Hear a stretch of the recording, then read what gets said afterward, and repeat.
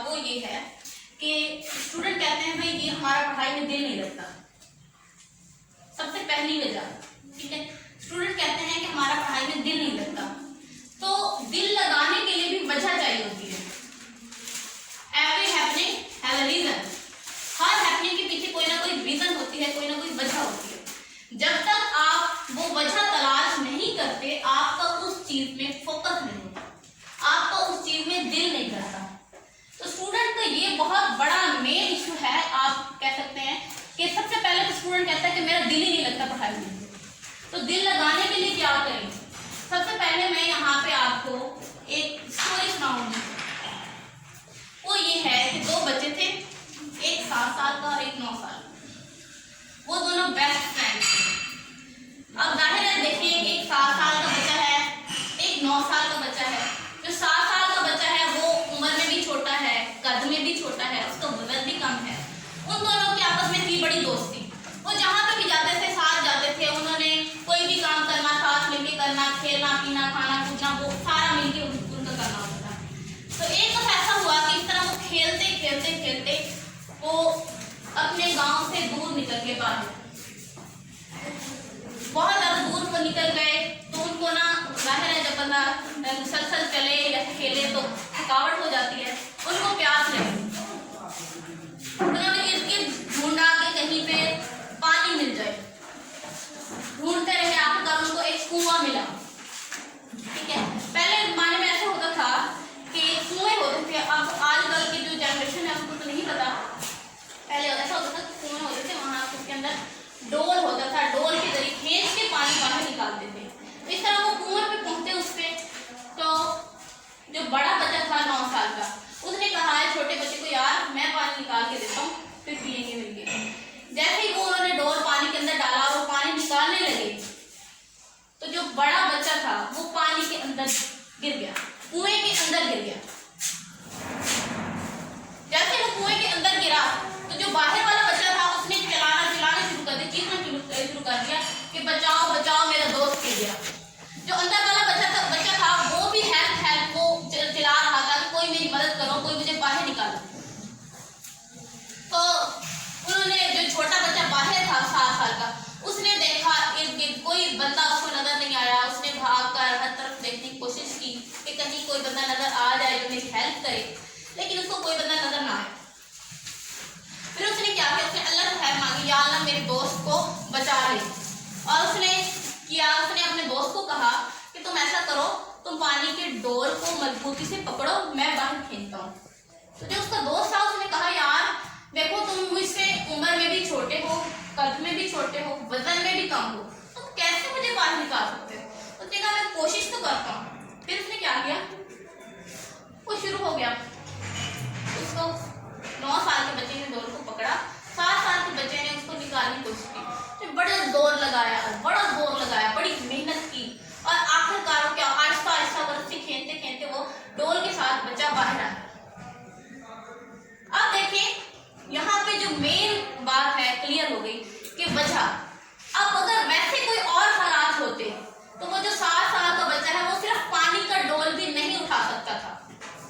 ठीक है, आम हालात होते। अब देखें, अगर आपको प्यास लगे इंतहाई, आपके पास पानी नहीं है बिल्कुल भी, कहीं पे भी सहरा में है आप, ठीक है, आपके पास, आप 2 दिन के प्यासे हैं, पानी की तलाश में फिर रहे हैं, आपको पानी नहीं मिल रहा, ठीक है, उस वक्त आपको पीने के लिए जो भी मिलेगा आप पियोगे ना, जो भी मिलेगा आप पियोगे। पानी वो किसी किस्म का भी होगा, वो गदला होगा, वो किसी किस्म का, वो आप पानी पियोगे। क्यों पियोगे? क्योंकि आपको उसकी जरूरत है।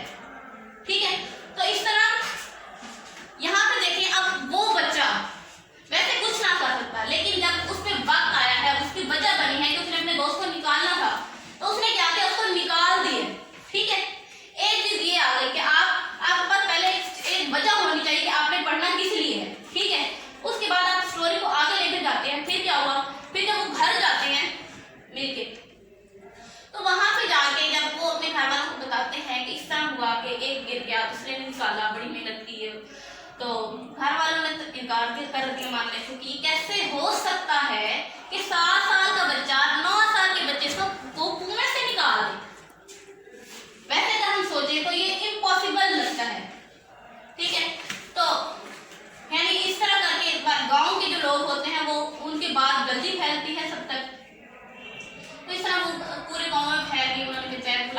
पूछा कि सारे लोगों को, बड़े समझदार लोगों को, सारे कहते ये ऐसा नहीं कर सकते, ये बच्चे झूठ बोलते हैं।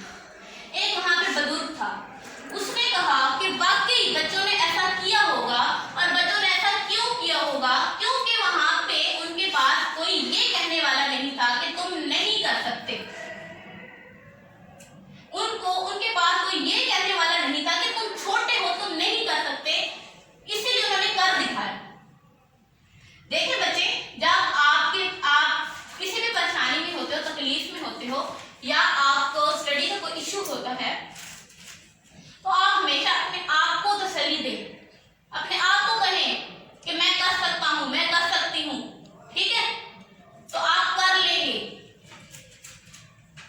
कॉन्फिडेंस किस चीज से आता है? यही चीज होती है, आप सबसे पहले आपका खुद पे यकीन होना चाहिए कि आप हो क्या, ठीक है? जब तक आपका खुद पे यकीन नहीं होगा ना, आप कॉन्फिडेंस नहीं ला सकते अपने अंदर, ठीक है? आपको खुद पे यकीन होना चाहिए कि आप हो क्या। आप अपने आप को रोज लेक्चर दिया करें। लेक्चर आप कैसे दोगे? आपने ये देना है, जब आप सुबह उठते हैं सबसे पहले खुद को कहें। अब देखिए, वैसे अगर मैं आम रूटीन की बात करूँ तो ऐसा होता है कि जब हम सुबह उठते हैं ना, तो उस वक्त हमारा जो माइंड होता है वो एक तरह के गलूदगी का शिकार होता है, जैसे हम थका थका सा हम महसूस कर रहे होते हैं, बिल्कुल ऐसे थके पड़े होते हैं जैसे लगता है। तो उस वक्त जब सुबह आप उठते हैं तो आप अपने आप को ये कहें कि वाओ अमेजिंग डे, बहुत जबरदस्त डे, आज मेरा दिन बहुत अच्छा गुजरने वाला है, ठीक है? इस तरह अपने आप को कहें और आप वादे तब्दीली महसूस करेंगे अपने अंदर, ठीक है? सुबह उठते ही प्लानिंग करें, अपना goal of the day set करें कि आपने आज पूरे दिन में क्या करना है। चाहे अब ये जो बात है ना गोल ऑफ द डे वाली, ये सिर्फ स्टूडेंट्स के लिए नहीं है, बाकी लोगों के लिए भी है कि गोल ऑफ द डे आप सेट करें कि आपने आज क्या करना है। स्टूडेंट है तो वो उनका गोल ये होगा कि आज मेरा फलां टेस्ट है, ये मैंने अच्छा करना है, ठीक है? आज मेरा फलां चीज का पेपर है तो ये मैंने अच्छा करना है, इस तरह करके, ठीक है? और बाकी लोग होते हैं वो उनके भी जाहिर है मुख्तलिफ काम, जो कोई टीचर है तो वो टीचर वो अपना सेट करेगा कि आज मैंने ये वाला काम करवाना है, इस तरह करके, ठीक है? सबसे पहली चीज सुबह उठ के करनी है वो आपने goal of the day set करना है कि आपके पूरे दिन का आज आपने कौन सा काम करना है, अपने आप को टास्क देना है आपने, ठीक है? अभी मैं आपको बताऊं अपनी बात कि मैंने ना अपने नोट्स कंप्लीट करने थे और मैंने अपने आप को टास्क दिया किसी तरह तुमने ना 3 दिन में नोट्स कंप्लीट कर लिया अपने। बेशक जो मर्जी करो, जैसे मर्जी करो, बेशक रातों को जागो या सुबह जल्दी उठो, 3 दिन में नोट्स कंप्लीट करने हैं। और मैंने वो कंप्लीट कर लिए क्योंकि मैंने अपने आप को टास्क दिया था।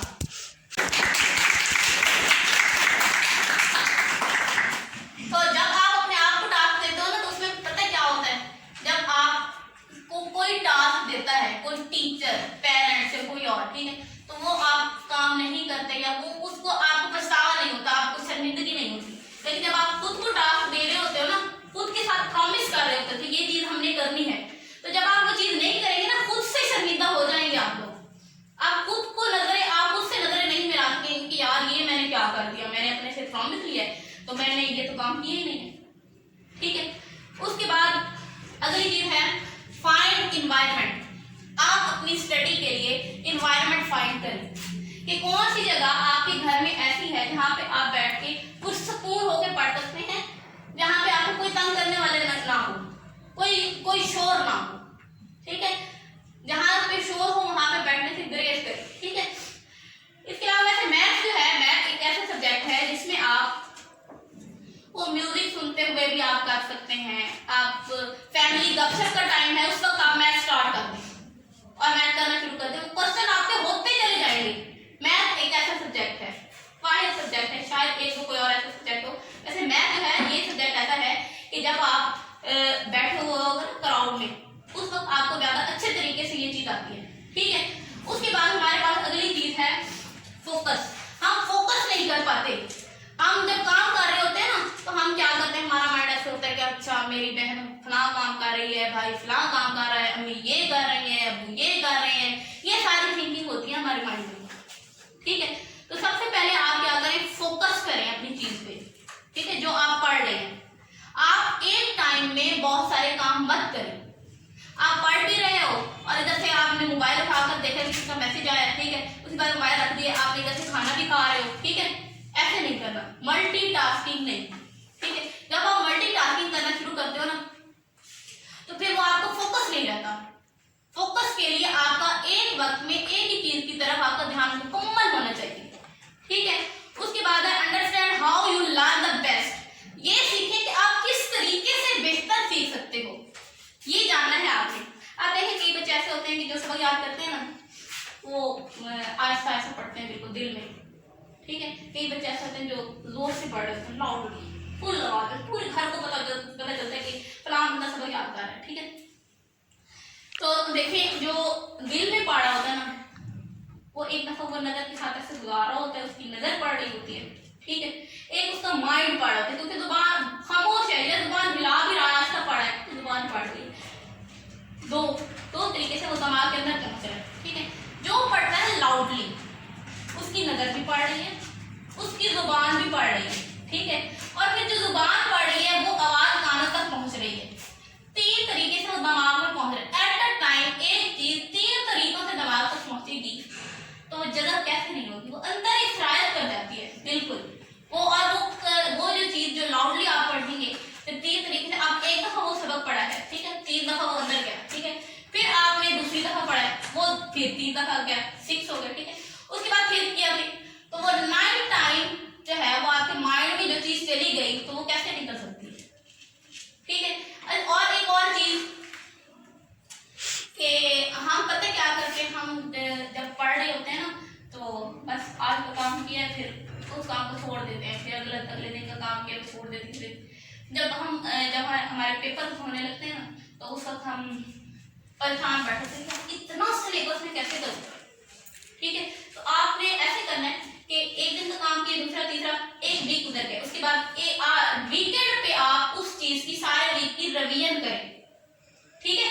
वीकेंड पे वो सारी चीज की रिवीजन करें, ठीक है। उसके बाद नेक्स्ट वीकेंड उसकी रिवीजन करें। इस तरह मंथ जब गुजर जाए तो मंथ के एंड में पूरे मंथ की रिवीजन करें। तो इस तरह जब आप करोगे ना थोड़ी थोड़ी करके रिवीजन, जब आपका एंड आएगा एग्जाम आएंगे तो उस वक्त क्या होगा, आप टोटली प्रिपेयर होंगे, ठीक है। जो टॉपर बच्चे होते हैं ना वो इस तरह करते होते हैं, ठीक है। उसके बाद है प्रैक्टिस। अच्छा प्रैक्टिस के लिए भी मैं यहाँ पे एक वाकया सुनाऊंगी आपको, और वो वाकया जो है मैं हमारे ने एक दफा असेंबली में सुनाया था, यहाँ पे प्राइवेट पोर्शन में, पता नहीं आपको सुनाया है कि नहीं सुनाया, वैसे अक्सर बच्चों को पता ही होगा। मशहूर पेंटर पैब्लो पिकासो, सुने सुना दे आप। अच्छा नहीं फिर भी रिमाइंड तो कराऊंगी। पैब्लो पिकासो, ठीक है, वो मशहूर पेंटर थे।